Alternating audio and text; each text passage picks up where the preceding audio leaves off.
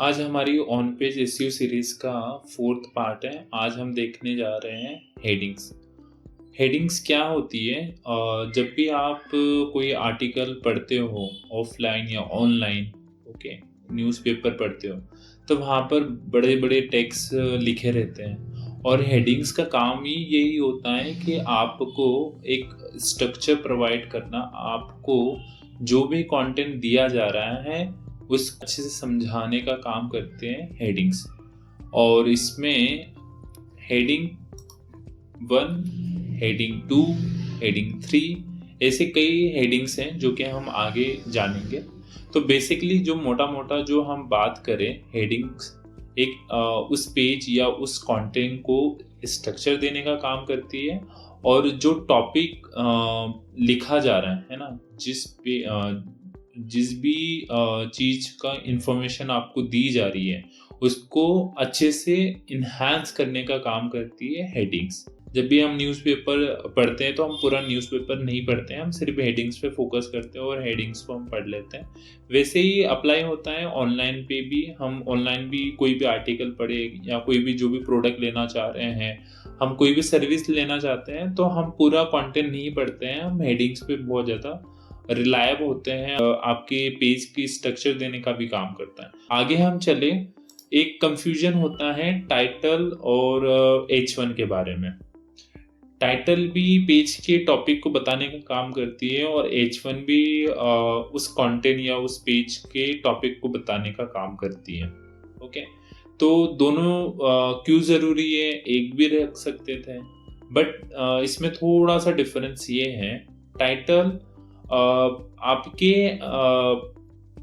मतलब क्रॉलर के लिए ज़्यादा इम्पोर्टेंट माना जाता है, ओके, और H1 यूज़र के लिए माना जाता है। और इसी के साथ टाइटल और H1 दोनों सेम रखना चाहिए? बिल्कुल नहीं, आपको सेम नहीं रखना चाहिए।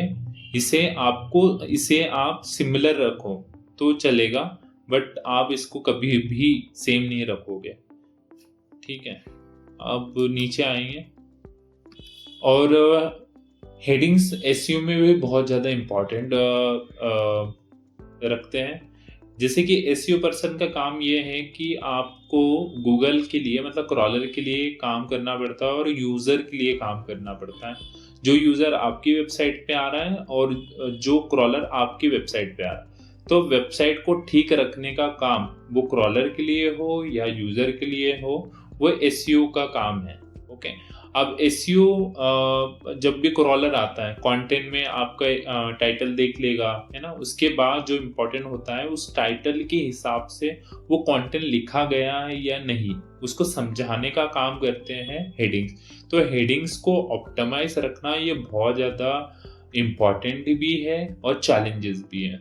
ओके, इसके साथ यूज़र के हिसाब से आप देखें, जैसे मैंने अभी जस्ट आपको बताया कि हेडिंग्स बहुत ज़्यादा इंपॉर्टेंट रखते हैं और यूज़र पूरा कंटेंट नहीं पढ़ता है, सिर्फ हेडिंग्स को ज़्यादा प्रेफर करता है। तो हेडिंग्स को सही से इम्पॉर्टेंट देना, आपका जो भी गोल है वो हेडिंग से मिलनी चाहिए। ओके, आपका गोल हो सकता है कि कोई लीड लाना हो, कोई परचेस करवानी हो, या कुछ आपको आर्टिकल ही पढ़वाना है। तो आर्टिकल पढ़वा रहे हो तो ज़्यादा से ज़्यादा समय उसको इंगेजिंग रखना, प्रोडक्ट लेना है तो सही इन्फॉर्मेशन उसको देना, ऑफर देना, सर्विस में भी अप्लाई हो रहा है, तो हेडिंग बहुत ज़्यादा इम्पॉर्टेंट हो जाती है। आगे हम देखें कि कई बार गूगल बताता है कि मैं वॉइस से रिलेटेड जितनी भी क्वेरीज होती है, माइक जब हम ऑन करते हैं और कुछ भी हम पूछते हैं, तो वहाँ पर गूगल क्या करता है, आपके कंटेंट से रिलेटेड चीज़ें बताता है। तो वो जो कंटेंट में हेडिंग्स को ज़्यादा प्रेफर करता है। ओके, तो हेडिंग बहुत ज़्यादा इम्पोर्टेंट है। आगे हम देखें हेडिंग्स कितने टाइप की होती है, इसका स्ट्रक्चर क्या होता है। तो जैसे कि आप इमेज में देख पा रहे होंगे कि H1, H2, H3, H4, H5 और H6। ओके, 6 टाइप के हेडिंग्स होती है, 7वां नहीं होता है। उसके साथ आप एक और ऑब्जर्व कर रहे होंगे, यदि नहीं करा है तो मैं बता देता हूँ आपको। H1 और H2 और H3, H4 सभी के जो फॉन्ट साइज है वो डिक्रीज लेवल में है। ये बिल्कुल सही है। जब आप डिफ़ॉल्ट में आप लोगों ने HTML का नाम सुना हो, तो HTML में ये हेडिंग टैग माने जाते हैं। तो हेडिंग टैग में इनका जो डिफ़ॉल्ट साइज़ है, जो भी फ़ॉन्ट साइज़ इनका डिफ़ॉल्ट है, वो इसी क्रम में आता है। H1 सबसे ज़्यादा वैल्यू रखता है और फ़ॉन्ट साइज़ भी उसकी बड़ी ही है। H2 H1 से वैल्यू कम रखता है और अदर जो हेडिंग्स हैं, उनसे ज़्यादा वैल्यू रखता है। तो इसलिए उसका जो हेडिंग्स फ़ॉन्ट साइज़ है, वो भी बड़ा है और इसकी वैल्यू भी बाकी H3 H4 जितने भी नीचे जो भी हेडिंग्स आ रही है, उनसे ज़्यादा है। और बट H1 से कम है, इसलिए उसकी फ़ॉन्ट साइज़ भी कम है और वैल्यू भी उससे कम है। ठीक है? आगे हम देखें H1 जैसे मैंने बताया कि बहुत ज़्यादा इम्पोर्टेंट रखता है, तो इसके ऊपर हमारी बातें ज़्यादा होगी कि हर पेज का H1 वो एक ही होनी चाहिए, 2 नहीं होने चाहिए। इसको एक एग्जाम्पल से हम समझते हैं। आपकी H1 भी है, H2 भी है, H3 भी है, H4 भी है, H5 भी है और H6 भी है। आप देख सकते होंगे कि डिफ़ॉल्ट में ही इनकी साइज़ कम और कम होती जा रही है, वैल्यू भी इनकी कम होती जा रही है। जब आप एक पेज के अंदर मल्टीपल H1 दे देते हो, और जैसे मैंने बताया कि H1 क्रॉलर के लिए टॉपिक बताने का काम करता है। मान लो कि यहाँ पर आपने एक आर्टिकल लिखा है SEO टिप्स के बारे में, और एक और आपने हेडिंग लिखा, मान लो कि उसमें भी आपने PPC टिप्स लिखा है। ठीक है, और इसे मैं रन कर देता हूँ। ठीक है, अब क्रॉलर क्या आएगा, यहाँ पर देखेगा कि इस पेज का जो टॉपिक है वो SEO टिप्स है, बराबर।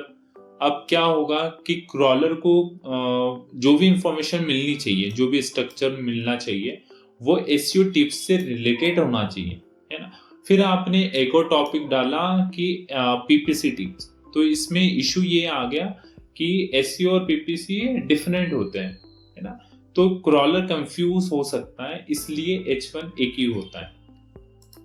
एक और चीज, हम जब भी चलें, कभी कभी क्या होता है, डेवलपर क्या गलती करते हैं कि फॉन्ट साइज को ना बढ़ाते हुए वो हेडिंग्स को बदल देते हैं। जैसे कि आप देख सकते होंगे कि हेडिंग 1, हेडिंग 2, हेडिंग 3 मैंने यहाँ पर लिखा हुआ है। हेडिंग 1 को मैंने छोटा रखा है हेडिंग 2 से। अब सिर्फ फॉन्ट साइज की बात है, वैल्यू तो हेडिंग 1 की ज़्यादा है और हेडिंग 2 की वैल्यू हेडिंग 1 से छोटी है, और हेडिंग जो 2 है उसकी वैल्यू इससे ज़्यादा है हेडिंग 3 से।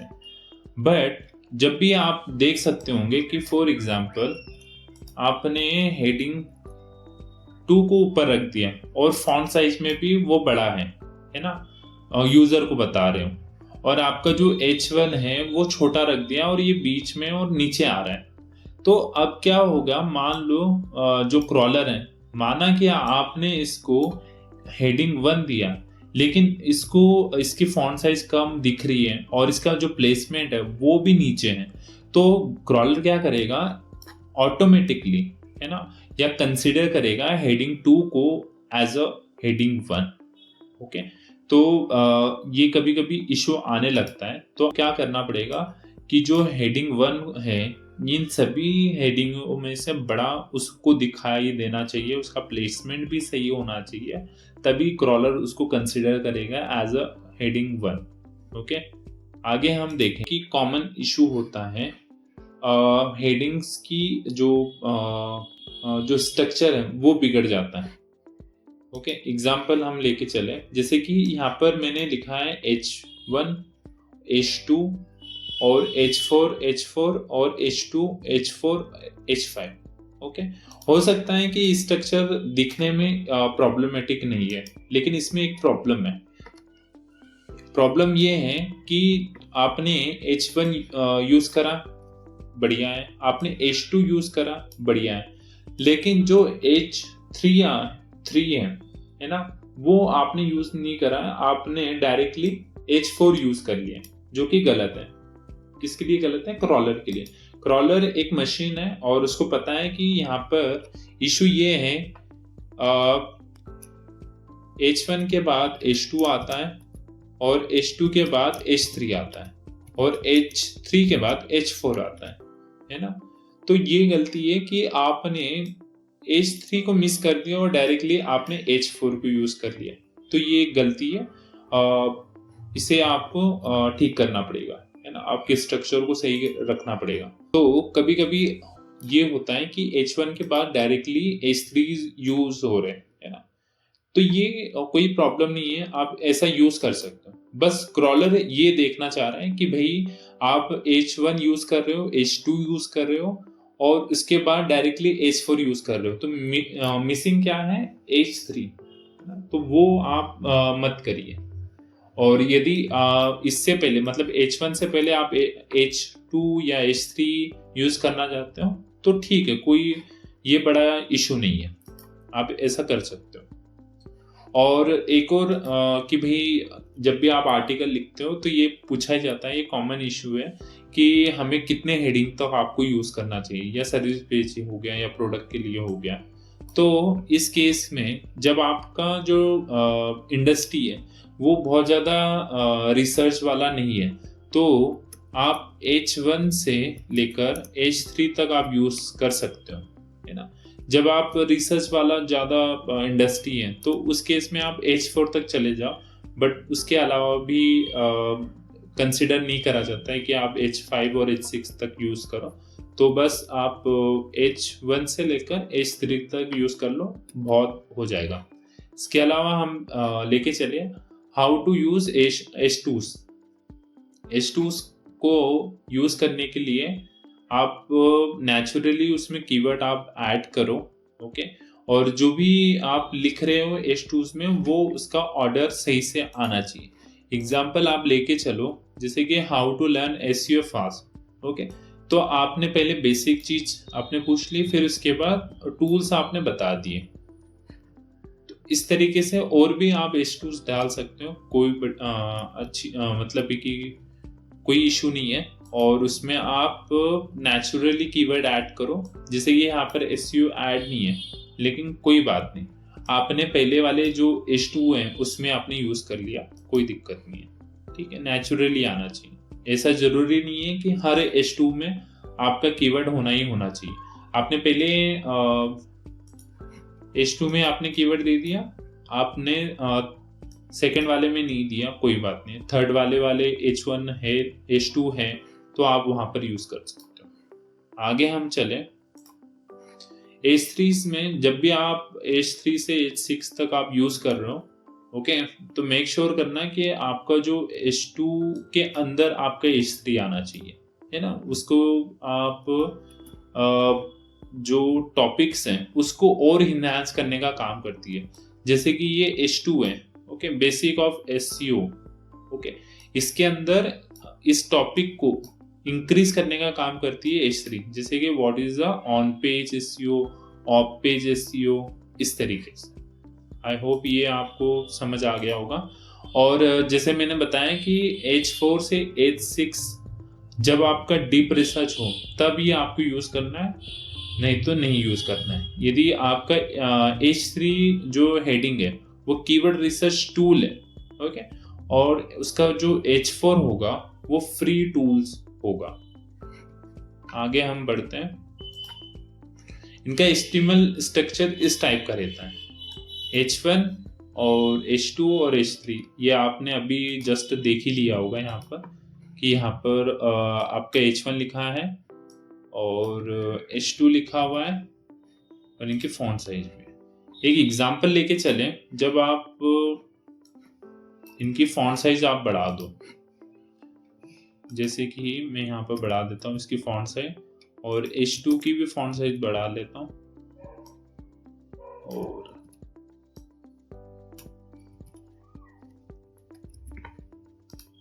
ठीक है। तो यहाँ पर हमने फॉन्ट साइज दिया है और दोनों जो H1 हेडिंग है, हेडिंग 1 और हेडिंग 2, दोनों आपको दोनों साइज दिखाई दे रही है, ओके। इसमें फॉन्ट साइज ऐड कर रखा है। यदि हम इसमें CSS नहीं दें, है ना, फॉन्ट नहीं दें, तो इनका नेचुरली आता है, H1 आपको बड़ा दिखाएगा और H2 छोटा दिखाई देगा। ठीक है, आगे हम देखें वर्डप्रेस में आप हेडिंग कैसे दे सकते हो। एग्जाम्पल में इसी का ले लेता हूँ।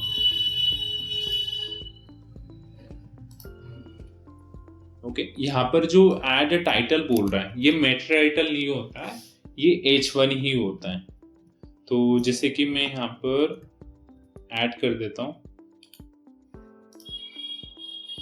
और ये ऑटोमेटिकली H1 हो गया है, बट ये H2 नहीं हुआ है। तो आपको क्या करना पड़ेगा, जो भी आपको हेडिंग्स देनी है तो उसको पहले सेलेक्ट करना है और यहाँ पर एक छोटा सा पैराग्राफ वाला ऑप्शन दिखाई देगा, इसको क्लिक करना है। ओके, और यहाँ पर आप आओगे हेडिंग, इसको हेडिंग पे क्लिक कर दोगे तो सभी ये हेडिंग बन गए। ठीक है, यदि आप इसको H3 बनाना चाहते हो तो सिंपल इसको क्लिक करना है, यहाँ पर आपको दिखाई दे रहा है, और इसको H3 बना सकते हो। इसे आप वर्डप्रेस में हेडिंग्स को आप बना सकते हो। आगे हम चले, अभी हम कॉमन इशू देख रहे हैं। ओके, सबसे पहले जो प्रॉब्लम आती है मिसिंग H1, तो इसके दो सोल्यूशन मिल सकते हैं या दो प्रॉब्लम हो सकती है कि पेज के ऊपर आपका जो H1 है वो ऑलरेडी हो, बट वो उसको H1 नहीं बनाया गया हो सकता है कि वो अभी करंटली H2 हो, H3 हो सकता है, या पैराग्राफ हो। तो आपको उस प्रॉब्लम को नोटिस करना है, आपके डेवलपर या आपको एक्शन लेनी है कि उसको H1 बनाना है। ओके, और दूसरा केस ये हो सकता है कि उस पेज के अंदर H1 नहीं हो। ओके, तो आपको एक H1 उस पेज का बना के इम्प्लीमेंट करना है। आप खुद कर सकते हो तो ठीक है, नहीं तो आपको डेवलपर की हेल्प लेनी पड़ेगी। ठीक है, एग्जाम्पल के लिए आप यहाँ पर देख सकते होंगे कि यहाँ पर ये जो ऐड टाइटल है, यहाँ पर यदि टेक्स्ट नहीं होता है और यहाँ पर पैराग्राफ में यूज कर रखा होता है, तो आप सिंपल इसको H1 बना लोगे। लेकिन कभी कभी होता है कि पेज में हेडिंग ही नहीं दिया होता है, तो उस केस में आपको खुद से बनाना पड़ेगा। ठीक है, आगे हम चले, जैसे ही मैंने बताया कि हर पेज के लिए, हर एक पेज के लिए मल्टीपल H1 नहीं यूज करना है। तो आपको जो भी मल्टीपल H1 यूज कर रहा है, तो आप उसका सोल्यूशन ये हो सकता है कि एक को आप H2 बना लो या हटा लो। मल्टीपल डुप्लीकेट H1 क्या होता है उसे हम लेके चले। मान लो कि आपका एक पेज है और दूसरा पेज का नाम है पेज 2, पेज 1 और पेज 2, और दोनों में जो टाइटल है, सॉरी, जो H1 है वो पेज है और इसमें भी पेज है। तो इसका जो इशू आने लगता है डुप्लीकेट H1। तो इस केस में आपको ये करना है कि एक पेज का जो H1 है उसको आपको चेंज करना है, तो ये प्रॉब्लम आपकी सॉल्व हो जाएगी। और टाइटल और H1 सेम नहीं होना चाहिए। ओके, इससे आपकी क्रिएटिविटी में थोड़ा सा डिफरेंट लगता है गूगल को। तो आपका जो टाइटल और H1 है ऑलवेज सिमिलर होना चाहिए और सेम कभी नहीं होना चाहिए। आगे हम इसके बाद हम नेक्स्ट जो वीडियो रहेगा वो URL ऑप्टिमाइजेशन और कैनोनिकल को लेके रहेगा।